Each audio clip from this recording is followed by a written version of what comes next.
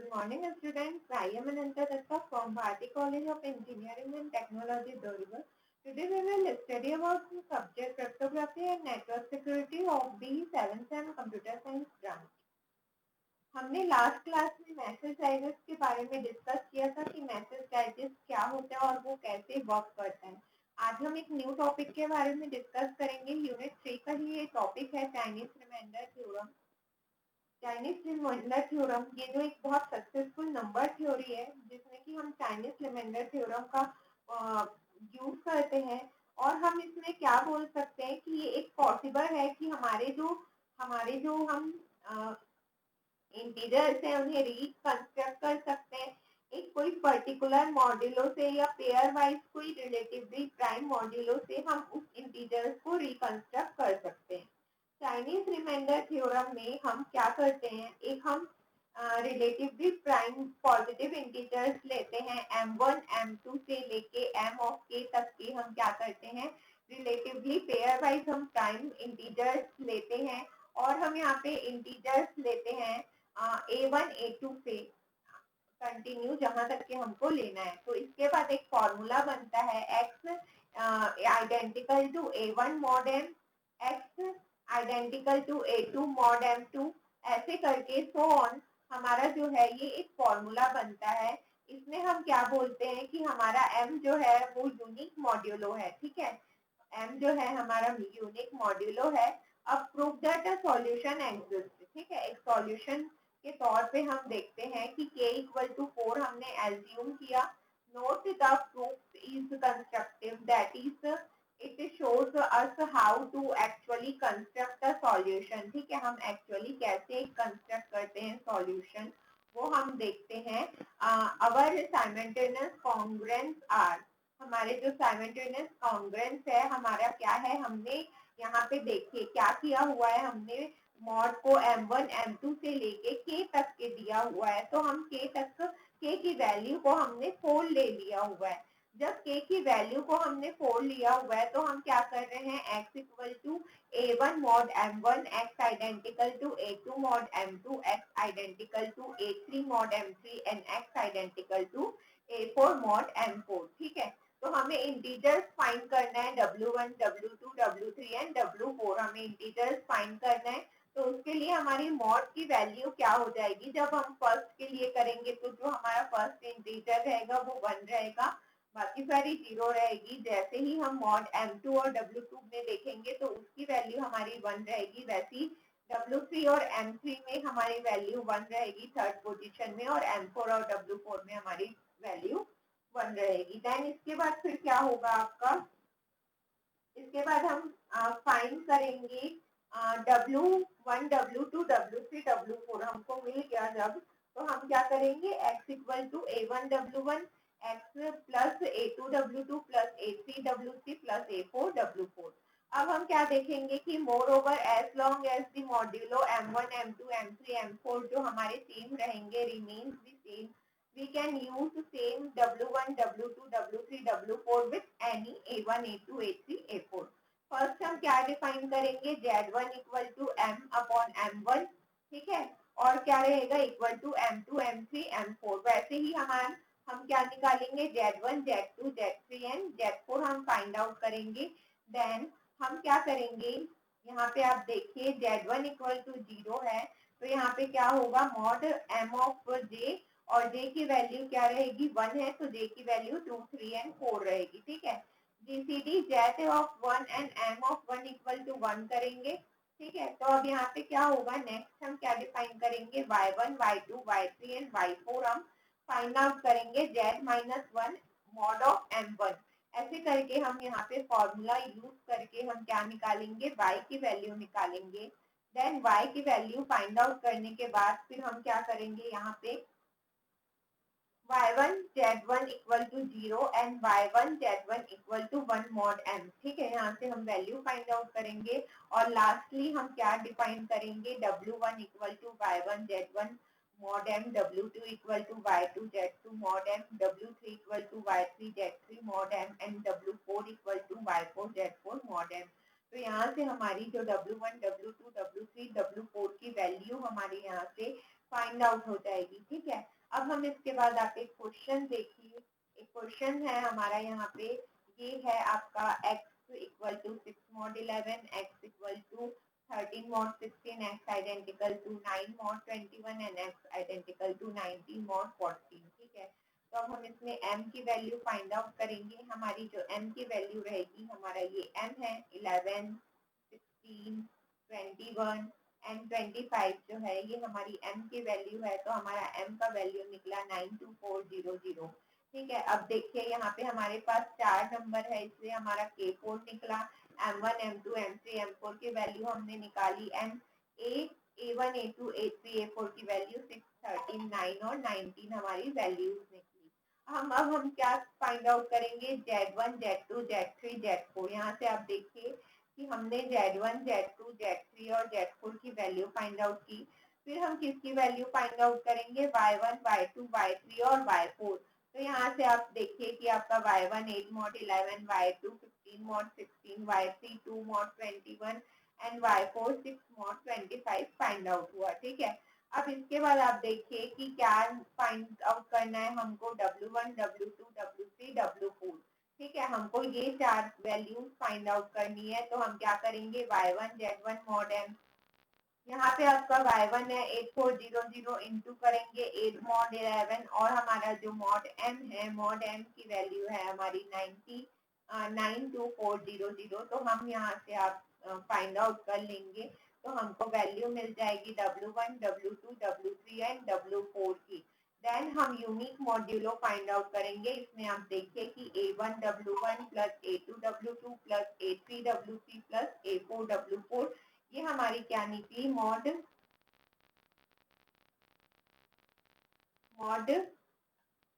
X की value हमारी find out हो गई। ठीक है, तो ये ऐसे हम यहाँ पे वैल्यूज फाइंड आउट करते हैं। चाइनीज रिमाइंडर थ्योरम को यूज करके हम ऐसे वैल्यूज यहाँ पे हम फाइंड आउट करते हैं। ठीक है, तो इसका एक और आपके पास ये एक और क्वेश्चन है, x2 इक्वल टू 1 mod 144। ये क्वेश्चन आप एक बार सॉल्व करके देखिएगा। देन अब हम देखेंगे कि पब्लिक की क्रिप्टोग्राफी क्या होती है। पब्लिक की क्रिप्टोग्राफी को ही हम क्या बोलते हैं, एसिमेट्रिकल क्रिप्टोग्राफी। ठीक है, जिसमें कि हमें 2 सेपरेट कीज चाहिए रहती है। एक हमारी जो की रहती है वो सीक्रेट की रहती है, और एक हमारी पब्लिक के लिए रहती है। ठीक है, although different two parts of this pair are mathematically linked. माने कि हम क्या करेंगे, जैसे कि मान लीजिए हमने एक मैसेज भेजा सेंडर से रिसीवर तक। मैसेज के साथ हमने एक की भेज दी। ठीक है, एक की हमने मैसेज के साथ भेज दी जो कि हमारी पब्लिक की रहेगी।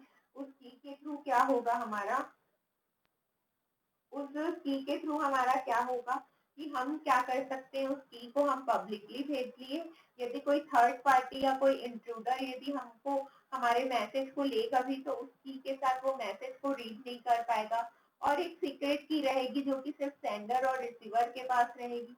उस की के थ्रू क्या करेंगे हम, जो सेंडर है वो मैसेज सेंड कर पाएगा, और रिसीवर जो है उसी की के थ्रू मैसेज रिसीव कर पाएगा। ठीक है, अब हमने ये कुछ चीजें हमने पहले भी पढ़ रखी थी, plain text encryption algorithm, public and private की, cipher text and decryption algorithm. ये सारी चीजें क्या होती है ये हमने पढ़ रखा था। प्लेन टेक्स्ट क्या होता है, एक नॉर्मल मैसेज को हम प्लेन टेक्स्ट बोलते हैं। ठीक है, एक जो भी नॉर्मल मैसेज रहेगा उसे हम प्लेन टेक्स्ट बोलते हैं। उसके बाद एनक्रिप्शन एल्गोरिदम क्या बोलते हैं हम, जिससे कि हम क्या करते हैं, प्लेन टेक्स्ट जो हमारा नॉर्मल मैसेज है हम उसमें कुछ एल्गोरिदम लगा के उस मैसेज को चेंज करते हैं, तो वो हमारा एनक्रिप्शन एल्गोरिदम कहलाता है।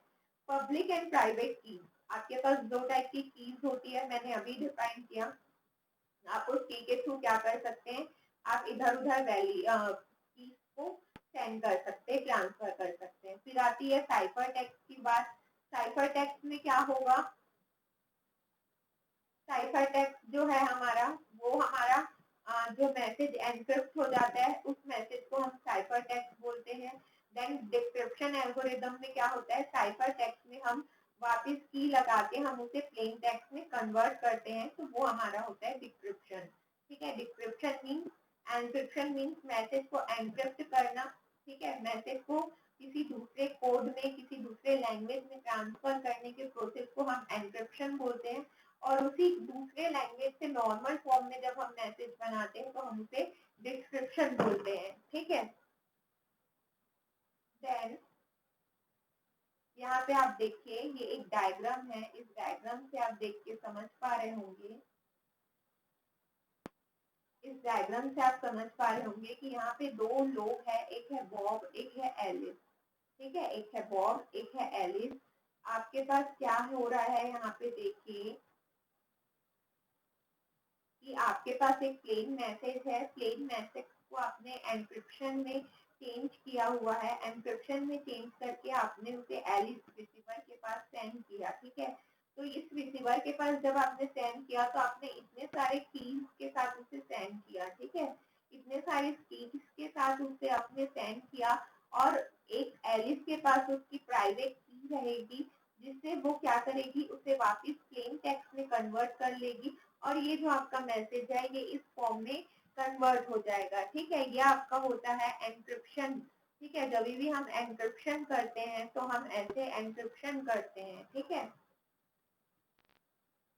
और यदि हम ऑथेंटिकेशन की बात करते हैं तो ऑथेंटिकेशन के से क्या होता है कि यहाँ पे बॉब की प्राइवेट की रहती है और यहाँ पे बॉब की पब्लिक की रहती है, जिसके थ्रू क्या होता है कि मैसेज जो है प्लेन टेक्स्ट में कन्वर्ट हो जाता है। ठीक है, अब आप एसेंशियल स्टेप्स देखिए यहाँ पे कि each user generates a pair of key to be used for the encryption and decryption message. ठीक है, माने एक पेयर ऑफ कीज आपके पास रहना चाहिए, आप जिससे एनक्रिप्ट करेंगे और डिक्रिप्ट करेंगे मैसेज को। ठीक है, each user places one of the two की इन अ पब्लिक रजिस्टर और other accessible file. This is the public key. The companion kept it private as a figure suggested. Each user maintains a collection of public key obtained from others. ठीक है, फिर क्या आता है आपका third, यदि Bob के पास कॉन्फिडेंशियल मैसेज है एलिस के लिए तो बॉब एनक्रिप्ट करेगा मैसेज को, एलिस के पब्लिक की को यूज करके बॉब जो है मैसेज को एनक्रिप्ट करेगा, व्हाइल एलिस भी रिसीव्स द मैसेज। जब एलिस रिसीव करेगी मैसेज को तो वो अपने प्राइवेट की से मैसेज को डिक्रिप्ट करेगी। ठीक है, हमने क्या किया था, उसके पब्लिक की को यूज करके मैसेज को एनक्रिप्ट किया था। एनक्रिप्ट करने के बाद बॉब के मैसेज से बॉब के पब्लिक की के साथ हमने उसे भेज दिया इंटरनेट में। ठीक है, और वो मैसेज डिक्रिप्ट कैसे होगा, वो मैसेज कैसे डिक्रिप्ट होगा, उसी के प्राइवेट की से जो सिर्फ उसी के पास है। ठीक है, होता क्या है, आप यहाँ पे यदि आप समझेंगे कि आपके पास पब्लिक की रहती है और प्राइवेट की, जैसे बॉब और एलिस है, बॉब के पास अपनी खुद की प्राइवेट की है जिसे वो कहीं भी सेंड नहीं करता, वैसे ही एलिस के पास भी खुद की अपनी प्राइवेट की है जिसे वो कहीं सेंड नहीं करती। अब हम क्या कर रहे हैं, जब हमको एलिस को कोई मैसेज भेजना है तो एलिस की पब्लिक की तो आपके पास अवेलेबल है, तो हम क्या करेंगे, एलिस की पब्लिक की को यूज करके हम मैसेज को एनक्रिप्ट करेंगे और उसे सेंड कर देंगे, जिसे वो अपने ही प्राइवेट की से ओपन कर सकती है। ठीक है, अपने ही प्राइवेट की से वो उसे ओपन कर सकती है। तो ये यहाँ का कॉन्सेप्ट रहता है। ठीक है,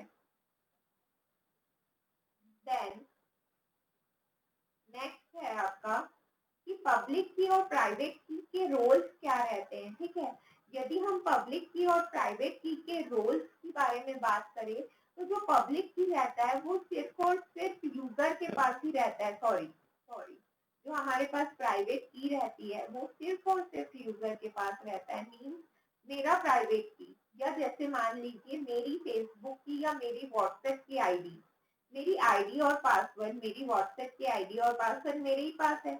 जैसे कि मेरा एटीएम का कार्ड नंबर सिर्फ मुझे पता है। ठीक है, तो ये होती है प्राइवेट चीज, ये होती है आपकी प्राइवेट चीज। वेयर एज यदि हम पब्लिक की बात करें, पब्लिक की तो पब्लिक की वो होती है जिसे कि दूसरों के लिए हम अवेलेबल करते हैं कि अदर्स भी उसे यूज कर पाए। ठीक है, प्राइवेट मीन्स एकदम प्राइवेट, जो सिर्फ और सिर्फ एक यूजर के पास रहती है, एक सिंगल यूजर के पास रहती है, उसे हम प्राइवेट की बोलते हैं। और पब्लिक की का मतलब क्या होता है कि जो पब्लिक की है वो अवेलेबल रहती है जिसे कि अदर्स भी यूज कर पाते हैं। ठीक है, जैसे कि मेरा सिग्नेचर सिर्फ मैं ही यूज कर सकती हूँ, सिर्फ मैं ही सिग्नेचर कहीं पे अपना सिग्नेचर करके कुछ चीज डॉक्यूमेंट में साइन कर सकती हूँ, तो वो मेरी प्राइवेट चीज है। वेयरएज यदि मैं पब्लिक चीज की बात करूँ तो वो पब्लिक चीज ऐसी रहती है जिसे कि दूसरे भी यूज कर सकते हैं। ठीक है, तो यही चीज होता है पब्लिक और प्राइवेट के बीच का जो डिफरेंस रहता है वो यही रहता है कि पब्लिक कीज को सारे पब्लिक कीज को अदर्स भी यूज कर सकते हैं, पर प्राइवेट की को सिर्फ और सिर्फ आप जो यूजर रहेगा वही उसे यूज कर सकता है। ठीक है, अब हम नेक्स्ट क्लास में आगे के टॉपिक के बारे में डिस्कस करेंगे। RSA algorithm and secrecy and authentication के बारे में हम नेक्स्ट क्लास में डिस्कस करेंगे। Thank you.